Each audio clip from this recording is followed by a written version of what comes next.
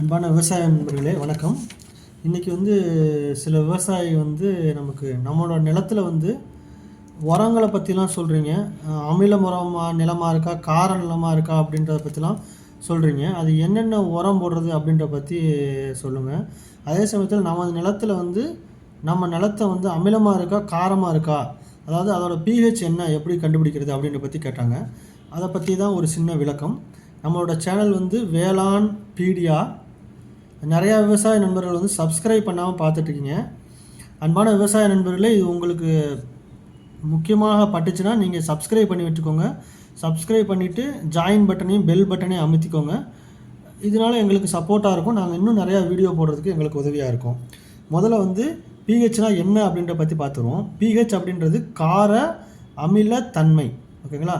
நம்ம நிலம் காரமாக இருக்கா அல்லது அமிலமாக இருக்கா, நிறம் அல்லது நார்மலாக இருக்கா. ஏன்னா கார நிலம்னா அதுக்கு தேவையான உரங்கள் போடணும், அமில நிலம்னா அதற்கு தேவையான உரங்கள் போடணும். அதனால் முதல்ல நம்ம நிலம் எப்படி இருக்குது அப்படின்றத தெரிஞ்சுக்கிறது ரொம்ப ரொம்ப முக்கியங்க. அதுக்கு நிறையா மெத்தட்ஸ் இருக்குது. அதில் இப்போ நம்ம 3 மெத்தட் சொல்ல போகிறோம். ஒன்று வீட்டிலே செய்கிறது, இன்னொன்று pH மீட்டரை வச்சு செய்கிறது. இப்போ பொதுவாக பார்த்திங்கன்னா ஃபஸ்ட்டு pHனா நம்ம என்னன்னு சொல்லிடுறோம், எவ்வளோ இருக்குன்றது. 0 to 14ன்னு எடுத்துக்கிட்டிங்கன்னா இதுதான் நம்பர், pHஐ கொடுக்குற நம்பர். இதில் 7 அப்படின்றது நடுநிலைமை. 6.5லிருந்து 7.5 வரைக்கும் உள்ள நிலம் pH உங்களுக்கு 6.5லிருந்து 7.5 வரைக்கும்னா நல்ல நிலம். இதில் எல்லா வகையான பயிர்களும் வர்றதற்கு சிறந்த வாய்ப்பு இருக்குது. அதே 6.5க்கு கீழே இருந்துச்சுன்னா உங்கள் நிலம் அமில நிலம். 7.5லிருந்து மேலே இருந்துச்சுன்னா அது காரத்தன்மை உள்ள நிலம். ஸோ நம்ம நிலம் காரத்தன்மையாக, ரொம்ப காரத்தன்மையாக இருந்தாலும் நம்ம அதுக்கு தகுந்த பயிர் தான் பயிர் வைக்க முடியும். ரொம்ப அமிலத்தன்மை இருந்தாலும் பயிர் சில பயிர்கள் தான் வைக்க முடியும். நம்ம எல்லா பயிரும் பயிரிடணும் அப்படின்னா நம்மளுடைய நிலம் காரத்தன்மையாகவும் அமிலத்தன்மையாகவும் இல்லாமல் நடுநிலைமையாக இருக்குங்க. இது கொஞ்சம் வீடியோ கொஞ்சம் டைம் போகும்னு நினைக்கிறேன். நீங்கள் கொஞ்சம் பொறுமையாக பாருங்கள். இது நிறையா விளக்கங்கள் இருக்குங்க. இப்போ ஃபஸ்ட்டு pH மீட்டரை வச்சு எப்படி நம்ம கண்டுபிடிக்கிறது அப்படின்றத பற்றி பார்ப்போம். pH மீட்டர் நம்ம விலைக்கு வாங்கணுங்க.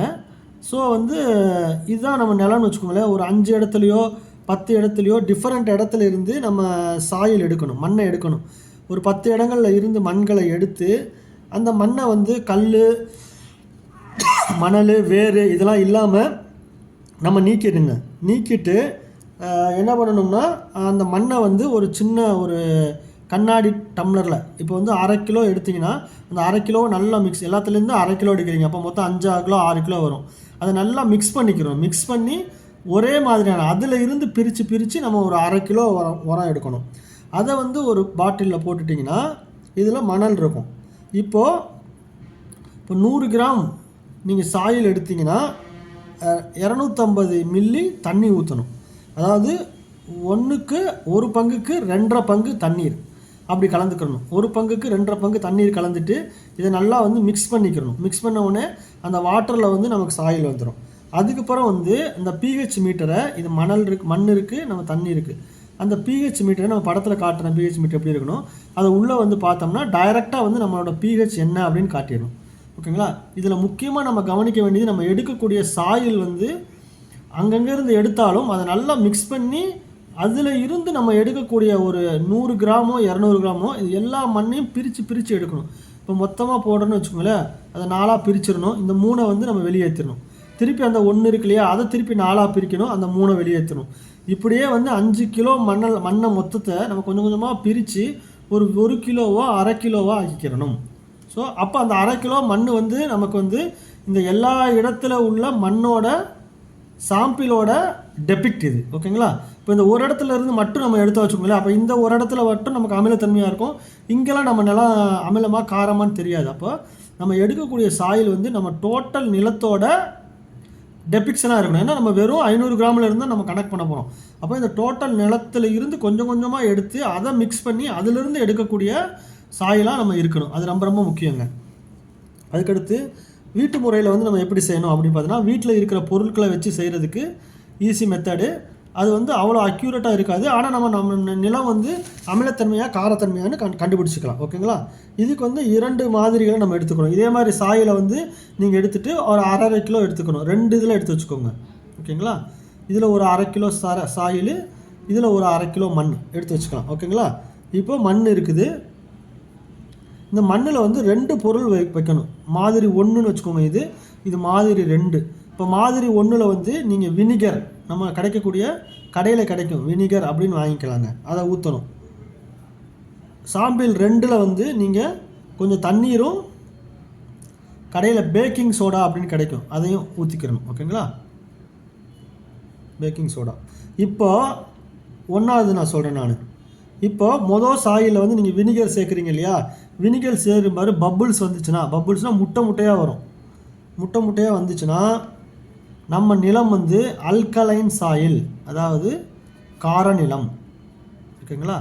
இந்த வினிகரை நீங்கள் போடுறீங்க சாயிலில், இதில் வந்து மண்ணில் வந்து பொரிஞ்சு இப்படி முட்டையாக வெளியில் வருது அப்படின்னா நீங்கள் நம்மளோட நிலம் வந்து கார நிலம் அப்படின்னு அப்ராக்சிமேட்டாக கண்டுபிடிச்சிடலாம். ஓகே.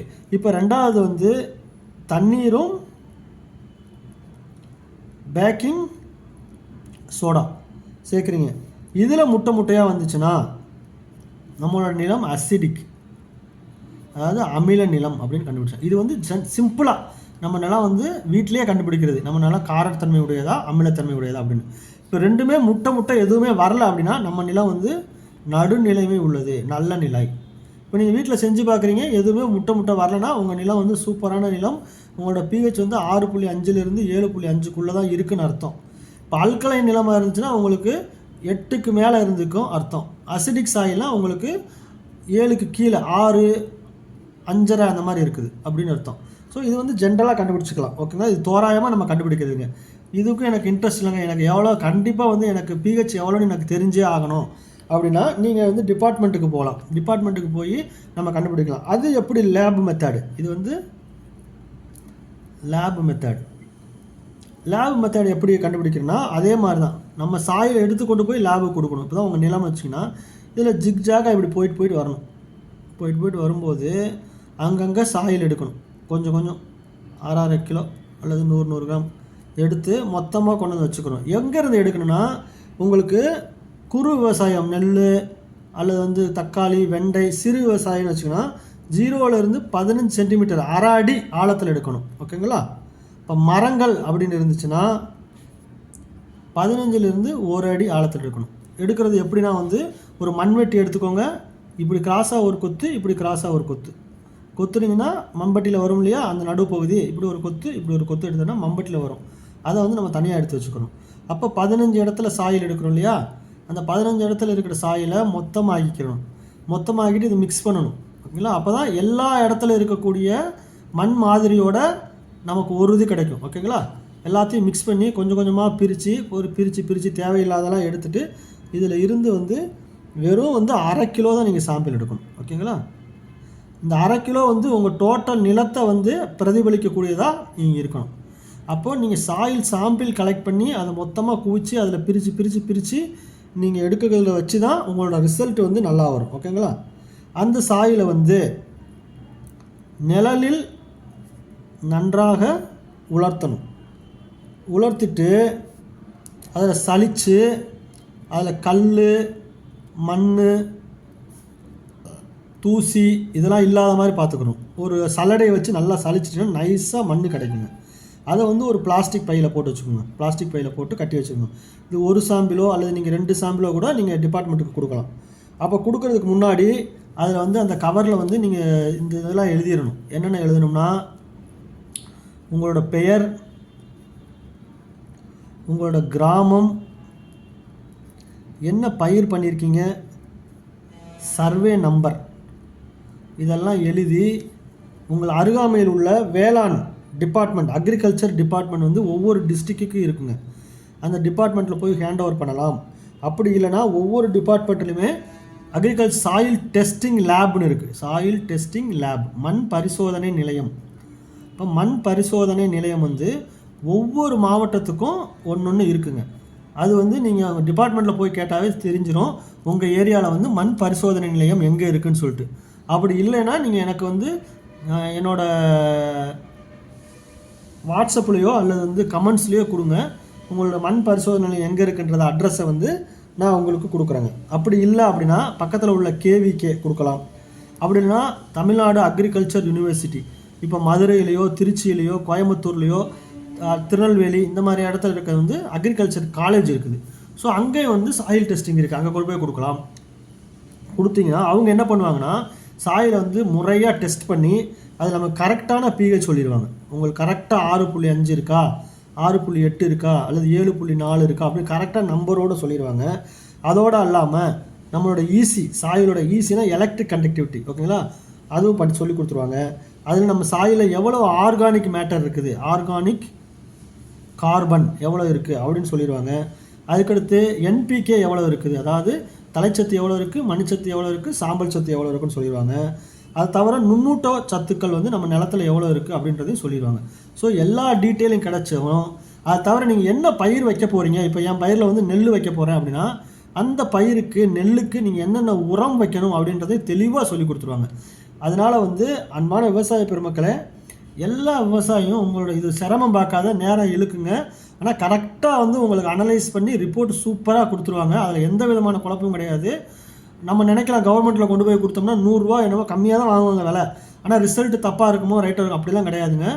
அக்ரிகல்ச்சர் டிபார்ட்மெண்ட்டில் ஹை குவாலிட்டி இதுக்குன்னே லேப் இருக்குது, இதுக்குன்னே எல்லா மெட்டீரியலும் வாங்கி போட்டிருக்காங்க. ஸோ நம்ம விவசாயிகள் நம்ம தான் வந்து அதை வந்து நம்ம பயன்படுத்திக்கணும். நம்ம கரெக்டாக சாயில் எடுத்துகிட்டு கொண்டு போய் நம்மளோட சாயிலை வந்து நம்ம எடுத்து கொண்டு போய் கொடுக்கணும். அதான் ஒன்று. அந்த எடுக்கிறது நான் மெத்தட் சொன்னேன் இல்லையா, அந்த முறையாக நம்ம எடுத்து அதை கொண்டு போய் லேபிள் பண்ணி கொடுத்துட்டோம்னா வித்தின் 1 வீக்கில் வந்து உங்களுக்கு மண் வள அட்டை அப்படின்னே போட்டு கொடுத்துருவாங்க. அதே மாதிரி நீங்கள் தண்ணி எடுத்து கொண்டு போய் கொடுத்தீங்கனாலும் தண்ணியும் பரிசோதனை பண்ணிவிட்டு தண்ணியில் என்னென்ன இருக்குது, எவ்வளோ உப்பு இருக்குது, ஈசி எவ்வளோ இருக்குது, எலக்ட்ரிக் கண்டக்டிவிட்டி எவ்வளோ இருக்குது, எல்லாமே சொல்லிடுவாங்க. அப்போ மண்ணையும் நீங்கள் பரிசோதனை பண்ணிக்கலாம், தண்ணியையும் பரிசோதனை பண்ணிக்கிட்டு நம்ம என்ன பயிருக்கு எவ்வளோ உரம், ஏன்னா உரம் விலையெல்லாம் பயங்கரமாக இருக்குங்க. டிஏபி 1300, பொட்டாஸ் 2000, அவ்வளோலாம் நம்ம போடவே தேவையில்லை. நம்ம எல்லாருமே வந்து மண் பரிசோதனை செய்து நம்ம மண்ணுக்கு என்ன உரம் வேணும் அப்படின்றத கரெக்டாக நம்ம கொடுத்துட்டு நம்ம அதிகமான மகசூல் எடுக்க முடியுங்க. வேறு உங்களுக்கு ஏதாவது சந்தேகங்கள் இருந்தால் 944 33 58 494 என்ற நம்பருக்கு வந்து நீங்கள் வாய்ஸ் மெசேஜ் கொடுக்கலாம். உங்களுக்கு தேவையான சந்தேகங்களை கேட்டுக்கொள்ளலாம். மீண்டும் ஒரு முறை நம்மளோட வேளாண் பீடியா சேனலுக்கு சப்ஸ்கிரைப் பண்ணுங்கள், அதில் ஜாயின் பண்ணுங்கள், எங்களுக்கு சப்போர்ட் பண்ணுங்கள். நன்றி.